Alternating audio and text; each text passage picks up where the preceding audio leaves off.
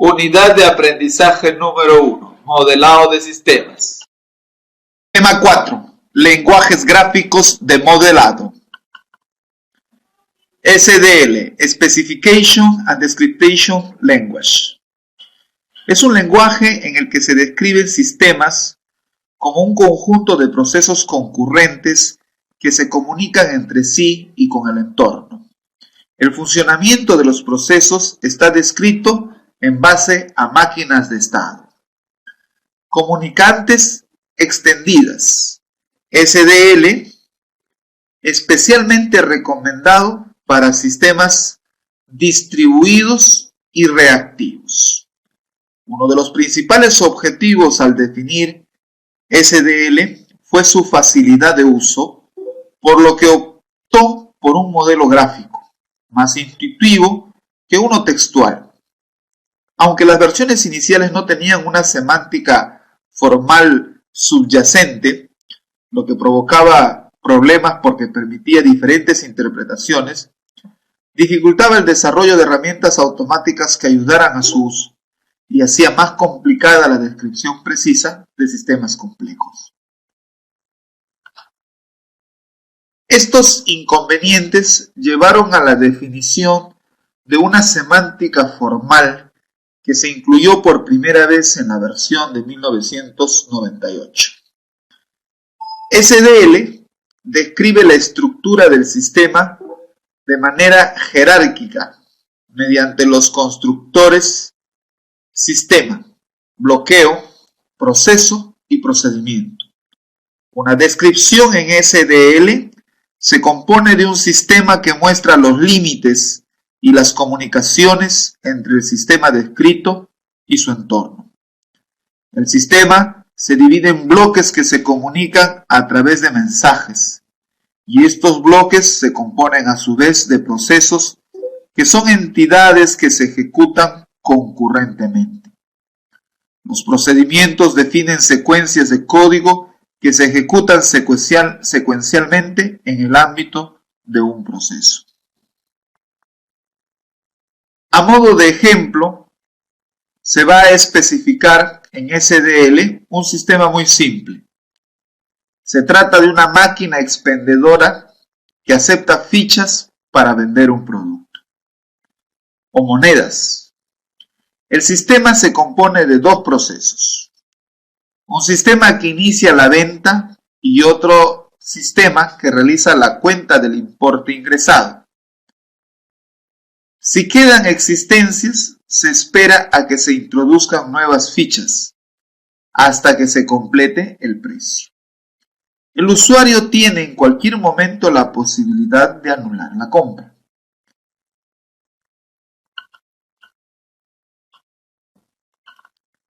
En la siguiente figura se muestra la descripción del ejemplo a nivel de sistema, en la que hay un único bloque que se comunica con el entorno. Este único bloque se comunica a través de dos canales, para cada uno de los cuales se indican sus señales. Entonces tenemos acá, en un solo bloque, representando a la máquina expendedora. Tenemos acá un canal que es la interfaz con el usuario y acá otro canal con la interfaz de salida. En la interfaz del usuario, el usuario realiza la petición, coloca la ficha o también puede anular. En la interfaz de salida puede arrojar el producto o mencionar que está agotado. En la siguiente figura se muestra la descripción a nivel de bloques en la que se ven dos procesos que se comunican entre sí y con el entorno. También se ven la correspondencia entre los nombres de las rutas de señales y los canales. Además de los canales de comunicación con el entorno, hay un canal interno, no visible desde afuera del sistema, por el que se comunican los dos bloques. Acá tenemos el bloque expendedor, donde está la interfaz del usuario, acá está el controlador, y acá está el contador de monedas, también con la interfaz del usuario. Acá estos se comunican. Esto no parece visible desde fuera del sistema, pero se están comunicando.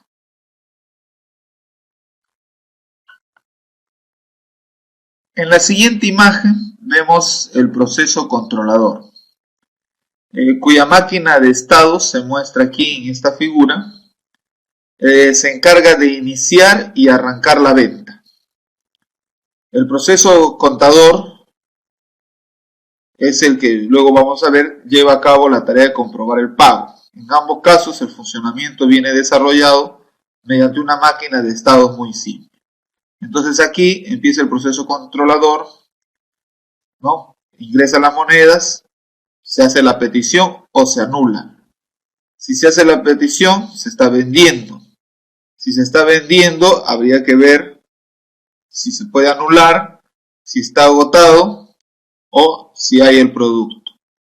Si se anula, entonces hay que anular y hay que comunicar que se ha anulado. Si está agotado, también se comunica que ya no hay el producto. Si es recibido la moneda, entonces se otorga el producto. Listo, todo eso está acá en el proceso controlador. Acá en esta imagen se muestra el proceso contador de monedas. Vamos a describir, tenemos aquí en principio que el precio es una cantidad entera y entonces empieza el inicio. Hay existencias, o sea, si las monedas son mayores que 0, entonces, si es verdad, entonces hay que recibir fichas. Si no, decir que está agotado, ¿no? O sea, si hay existencia se refiere si hay productos que vender. Si la cantidad de productos que vender es mayor que 0, si se cumple, si es verdad, hay productos, entonces se puede vender. Si no, hay que indicar que está agotado. Si se puede vender, hay que recibir fichas. Se recibe la ficha. Una vez recibida la ficha, tienes la opción, el cliente, de aceptar la venta o anularla. Suponga que la anula. Si la anula, entonces regresa mediante un bucle al inicio. Expende las monedas para nuevamente el cliente poder ingresarlas o retirarse. Si acepta el producto o acepta realizar la compra, es decir, no anula, está por acá, entonces muestra la cantidad de monedas que se han insertado y ya tiene que comprobar que sea el precio de expendio del producto. Si las monedas insertadas son menores que el precio, entonces hay que regresar un bucle acá para seguir recibiendo fichas. Si es igual al precio, entonces hay que verificar si existe el producto. Bueno, en todo caso ya se verificó, entonces en todo caso hay que dar el producto, pero a su vez el contador tiene que registrar que ya hay un producto menos, ¿no? Porque esto luego le va a servir para la siguiente venta. SDL para tiempo real. Aunque SDL tiene herramientas para especificar el paso del tiempo como la operación Now y los temporizadores, diversos trabajos de investigación han señalado que no son suficientes para especificar las restricciones habituales en los sistemas de tiempo. Veamos ahora el lenguaje UML. En el lenguaje UML tenemos un lenguaje que surge a la mitad de los años 90 con fusión fundamentalmente de 3 métodos de desarrollo.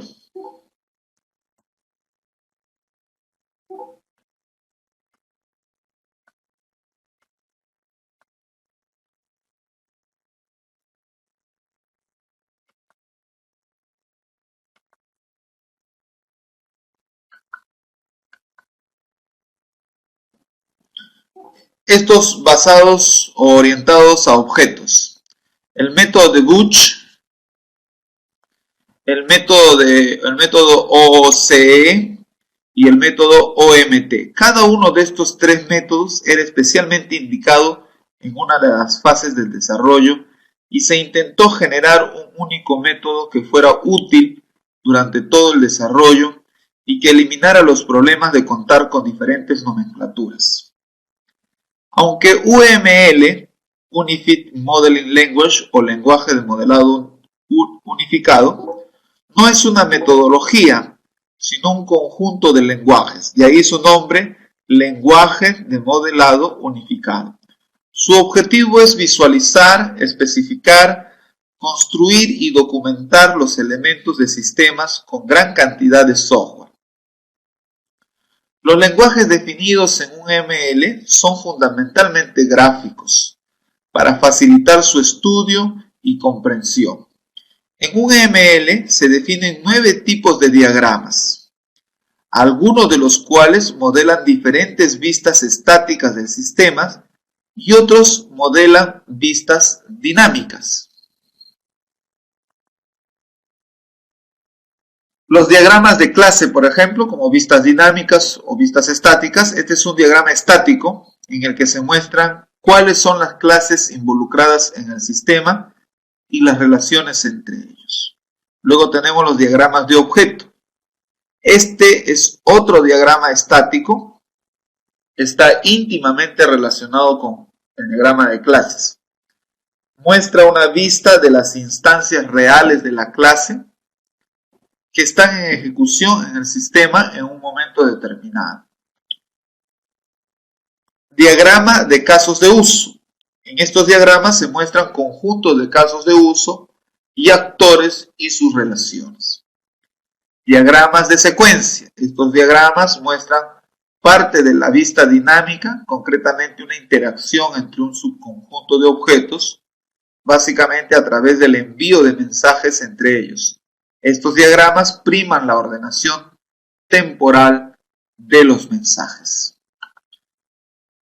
Diagramas de colaboración. Estos diagramas son isomorfos, o sea, tienen formas iguales a los diagramas de secuencia. Muestran la misma interacción, pero resaltando la organización estructural de los objetos. Diagrama de estados. Son máquinas de estados que especifican el funcionamiento de los objetos de una clase. Se centran en el comportamiento de sistemas reactivos dirigidos por eventos. Diagramas de actividad. Son un tipo especial de diagramas de estado que resaltan el flujo de actividades entre los objetos. Diagrama de componentes. Son diagramas estáticos que muestran la organización y las dependencias entre los componentes. Un componente suele corresponder a varias clases o interfaces. Continuando, diagramas de despliegue. Es una vista estática, estructural, en la que se relacionan los nodos de procesamiento con los componentes que residen en ellos. En un ML se definen 4 tipos fundamentales de elementos. Están los estructurales, la mayoría son elementos estáticos e incluyen clases, interfaces, colaboraciones, casos de uso, clases activas, componentes y nodos. También los elementos de comportamiento, son las partes dinámicas del modelo e incluye reacciones o relaciones y máquinas de estado. Están asociados a uno o varios elementos estructurales. De agrupación, son los elementos organizativos del modelo. Los únicos elementos de agrupación son los paquetes que se pueden descomponer en elementos más simples. De notación, sirven para incluir explicaciones sobre los demás elementos del modelo. Las notas son los elementos explicativos. Son simplemente símbolos que introducen restricciones y comentarios. Hay 4 tipos de relaciones en un ML. Está la dependencia, es una relación semántica entre 2 elementos en la que un cambio en un elemento puede afectar a la semántica en el otro. Asociación es una relación estructural que define un conjunto de conexiones entre objetos. La agregación es un tipo especial de asociación. Generalización. En una relación de generalización-especialización, los elementos que especializan pueden sustituir al especializado. El caso más usual en la relación de herencia entre clases. Realización. Es una relación semántica entre clasificadores en la que un clasificador especifica un contrato que otro clasificador realizará. Esta relación se da entre interfaces y clases y entre casos de uso y diagramas de colaboración. Hablemos ahora del metamodelado. Cuando se define un lenguaje de modelado de sistemas, este suele poder aplicarse a un conjunto más o menos amplio de casos, dependiendo de la generalidad del lenguaje. Si el lenguaje es muy específico, puede quedar reducido a modelar sistemas de un tipo concreto, como por ejemplo sistemas eléctricos o cualquier otro. Si el lenguaje de modelado es suficientemente genérico y puede modelar una gama amplia de sistemas, puede llegar a modelar el propio lenguaje de modelado como un caso concreto de sistema modelado. O sea, este es el modelado del lenguaje del modelado. Se llama metamodelo. En este caso, los elementos del lenguaje no se usan para describir los valores de los datos del sistema, sino características de los datos del sistema. Esta circunstancia del modelado del modelo, en vez del modelado de valores, se conoce como metamodelado. Esta metarrelación no es exclusiva del modelado de sistemas. Bien, al contrario, se puede encontrar en múltiples situaciones. En el ámbito de la informática, por supuesto. Por ejemplo, en las bases de datos, los metadatos son datos sobre los datos. Las metaintérpretes son programas en cuya ejecución se usan como datos ejecuciones de programas, como por ejemplo los depuradores. En un sistema de información se puede tener el modelo entidad-relación del modelo entidad-relación del sistema. Se trata pues de indicar, en este caso el metamodelo, es una serie de indicaciones acerca del modelado.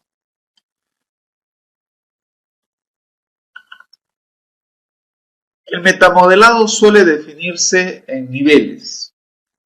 El lenguaje de modelado puede definirse mediante un metamodelo, donde los constructores presentes en el metamodelo se denominan metaelementos y su relación con los elementos del lenguaje de modelado es que estos son instancias de aquellos, o sea, un elemento del lenguaje de modelado es un caso concreto de un metaelemento del nivel de metamodelado. Esta definición puede asimismo aplicarse al metamodelo, que puede ser descrito en términos de otro nivel superior, el meta-metamodelo, y cada metaelemento es una instancia de un meta-metaelemento. Entonces, aquí es posible que el metamodelado se define en diferentes niveles. Esto en base a que los constructores presentes en el metamodelado se denominan metaelementos y su relación con los elementos del lenguaje modelado es que son instancias de aquellos. O sea, un elemento del lenguaje modelado es un caso concreto de un metaelemento del nivel de metamodelado. Por eso es que ahora vamos a definir el metamodelo y esto está relacionado con el metaelemento. Esta jerarquía de definiciones se podría extender tantos niveles como se quisiera, pero en general hay consenso sobre el uso de 4 niveles distintos de abstracción. el metamodelo, que describe la infraestructura para la arquitectura del metamodelado, incluyendo el lenguaje de descripción de metamodelos. Entonces, en el metamodelo hay que describir la estructura o infraestructura de la arquitectura del metamodelado. Eso es básico. Luego viene ya el metamodelo, que se sienta en las bases de la estructura dada por el metamodelo. Entonces, en el metamodelo describe el lenguaje de especificación de los modelos. El modelo ya describe el lenguaje para describir sistemas. Y finalmente están los elementos de usuarios que describen los valores concretos de un sistema particular. Entonces, es así como se establecen las jerarquías de definiciones a modo de un consenso para establecer 4 niveles distintos de abstracción. Claro, uno puede decir que hay meta del metamodelado, pero con estos 4 niveles de abstracción son suficientes como para crear una buena arquitectura sobre un modelado de sistema. Cuando un nivel es una instancia del nivel superior, se habla del metamodelado débil o loose metamodeling. Si se consigue que cada elemento de un nivel sea instancia de un solo elemento del nivel superior, entonces se habla de un metamodelado fuerte o strict metamodeling. Uno de los casos más populares del uso de metamodelos en la definición de lenguajes de modelado es el que usa el OMG para describir diferentes lenguajes de modelado y su conexión. El OMG usa 2 especificaciones distintas para modelar sistemas distribuidos y sus interfaces en CORBA. Utiliza para modelar el lenguaje unificado de modelado o UML. Utilizan los servicios de metaobjetos MOV. Bueno, nuevamente, cuando un nivel es una instancia del nivel superior, entonces hablamos de un metamodelado débil. Pero si se consigue que cada elemento de un nivel, cada elemento, sea instancia de un solo elemento del nivel superior, entonces ya estamos hablando de un metamodelado fuerte. Así es como tenemos 2 tipos de metamodelados que pueden ser abstraídos, el metamodelado débil y el metamodelado fuerte. Uno de los casos más populares de los usos de los metamodelos es el que usa el OMG para describir diferentes lenguajes de modelado y su conexión.